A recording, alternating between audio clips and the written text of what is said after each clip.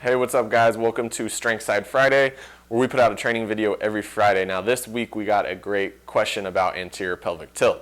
So before we get into it, if you want to ask a question that we may possibly do a video on in the future, be sure to like the Facebook page and shoot us a message on there. That's generally where we get all of our ideas to do videos for Strength Side. Okay, so like the page and we'll see you on there. Let's get to the question. I wrote it down here. The question comes from Austin, and basically he said he's been watching the anterior pelvic tilt videos on the Strength Side channel, and he wants to know what about if you have one side of your pelvis that's anterior pelvic tilted. So he says his left side has tilt and it's affecting his knee and lower back. So how do you fix a one side tilt? So that's a great question. First off, I think, everybody is different. So this video is going to be about some ideas and some techniques and exercises that you can use to try to get you going in the right direction. All right, this is by no means going to be a one size fits all, but hopefully this will trigger some ideas for you, and it may set you on the path to figuring out what's going on in your body. Okay, so one side anterior pelvic tilt. Now, this is probably more common than people may think because a lot of our bodies have some asymmetry to them. Okay, nobody is quite symmetrical, and that's okay. So when you get anterior pelvic tilt, a lot of the time it's probably going to be that one side may be a little bit more tilted than the other because of some imbalance in the core hip region. Okay, so now that we know that, we have to identify where that weakness is, and we have to work on bringing that back online to put us in a little bit more of a better symmetrical alignment here. Okay, so if you're getting anterior pelvic tilt more on one side, then this is probably going to lead to some pelvis rotation, some lateral tilt, and especially during movement, like it could be bilateral movement like a squat, or even just unilateral movement like walking or running, you're going to start to probably have some hip shift, some leaning to one side, and things just become off balance. And now that they're off balance, they keep feeding into that, right? So your movement pattern gets more and more off balance, and your muscles become more and more off balance too, right? So we want to identify that, what's going on, and then work to correct that and bring things back to a little bit more symmetry. Okay, so that's what we're going to do. We're going to do I'm going to give you 3 exercises to do here, and hopefully this will give you a chance to really examine what's going on in your body and see if you can figure out what needs to be worked on more. Okay, so we're going to go with the assumption that, so we're going to talk left side is more anterior pelvic tilted. We're going to go on the assumption that the left part of the core is lagging a little bit, right? Because we need that left part of the core to stabilize ourselves, to bring that pelvis into neutral. Okay, so going forward, that's what we're going off of. We're also going to take a look at these hip flexors, the psoas region, and see if we can make those hip flexors work a little bit better. Okay, sometimes we just get in the mindset of we need to calm them down and stretch them. Let's think we need to activate them to work better, to stabilize ourselves in a good position. Okay, let's get to the exercises. Okay, the first exercise we're going to do is going to be a dead bug on the same side, which means your leg and your arm on the same side are going to be moving together. Okay, now we're just going to get down on the back. We're going to get in our dead bug position with our legs up. We're just going to go arms straight up here. And now what we're going to be doing is extending limbs on the same side, okay? Now, we have identified that it's this left side that is getting more anterior pelvic tilt.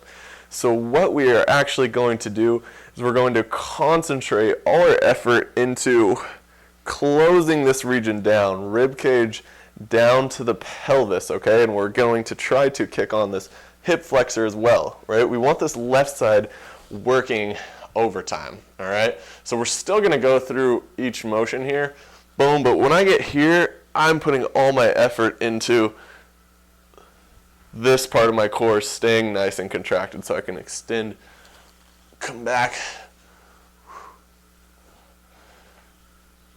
And now what I think that you'll find is that this part doesn't quite fire as well as your right side does.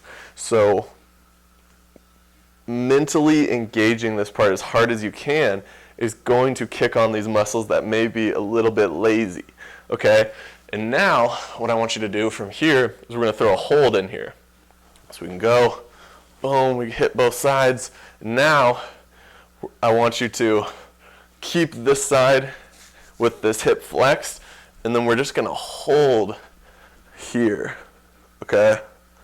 Now you can do this for however long feels comfortable for you, but we're just doing that same thing, trying to extra engage that core hip flexor region here, okay? And now from there, if you want to give this left side a little extra work, we're going to hold in this position and run this right leg and arm out and back, okay? And now I actually find that when I really contract this side very hard, that my right hip actually moves a lot more freely. Now if I relax this, my hip kind of gets some cracking in there, okay? And when I bring this back online, everything moves sufficiently. Okay, next exercise. The next exercise is a cook hip lift. Now this is just a single leg bridge using a ball to engage some hip flexion while we're doing hip extension on the other hip, okay? So the point of this exercise is that we want to engage our hip flexion here on our left side while contracting that other hip's glute, okay? So to get into this, we're just going to come down on the back. Now I'm going to give you two options here. First one is going to be the easier option. You're going to put this ball right down here, just right under your rib cage, okay? Don't want to put it right in the hip crease. That's not going to be a challenge at all. We're right here under the rib cage here, okay? So I'm going to bring this hip up here, and I'm going to hold it, okay? Now this ball should be firm, pressed in there between my torso and my thigh. And now I'm totally engaged here with this hip flexor and this left part of my core, and I'm going to bridge up, holding the knee, okay? Boom. So notice that I'm not getting a whole lot of range of motion here, which is fine, but you should be feeling this opposite side glute really firing, okay? Boom. Now from here, what I'm going to do is just take this a step further just to make it a little bit harder, okay? A little bit progression. So now I'm going to get in that same position. Let me move this damn cord out of the way. I'm here. Now I'm going to take my hands away. So now I have to actively hold this ball in here, actively keeping my left hip into flexion while I'm pushing my right hip into extension, okay? And now this is basically what human motion is. Human locomotion is always going to be extending one leg and flexing the other one, okay? So it's a very primal movement pattern that we're working on here, and we're reestablishing it to bring symmetry back into our body, okay?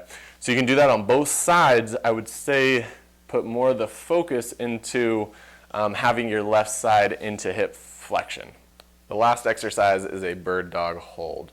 I'm sure a lot of you guys have done bird dogs.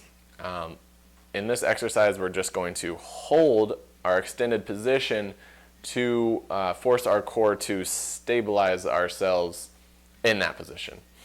So to start here, we're just going to get down quadruped, Stack the knees right under the hips, stack the hands right under the shoulders, okay? And now we are going to extend here, arms flexed, hips extended, and we're going to hold this position, okay? So I want you to try to find a good shoulder, good hip position, and then we are going to engage the core to keep us from overextending, right, or losing balance, okay? So we sit here.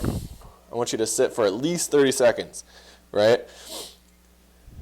And as you sit, you'll feel that the core muscles that really need to be engaged here are going to start coming on and fatiguing, okay? And in this position, that should be this left side, okay?